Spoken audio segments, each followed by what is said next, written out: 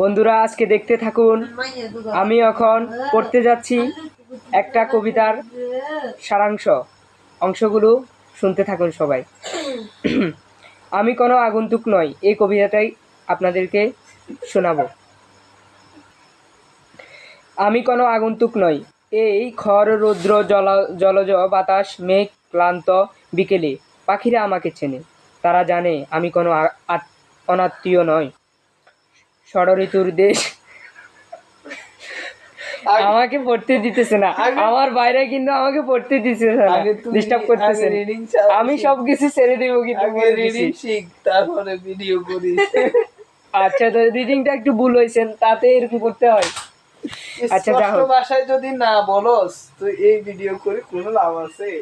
আমি কিন্তু ছেড়ে দেব, আমার ভুল হতেই পারে। তো সবাই শুনতে থাকুন। ষড়ঋতুর দেশ আমাদের এদেশ, গ্রীষ্মে এদেশে খররৌদ্রে জলছে উঠে। মা জননী কল দিছে। আচ্ছা ঠিক আছে, সবাই এতটুকুই আজকের পর্যন্ত, এটাই। টাটা, ভালো থাকবেন। আমাকে পড়তেই দিতেছে না টোটালে। ঠিক আছে, ভালো থাকবেন সবাই।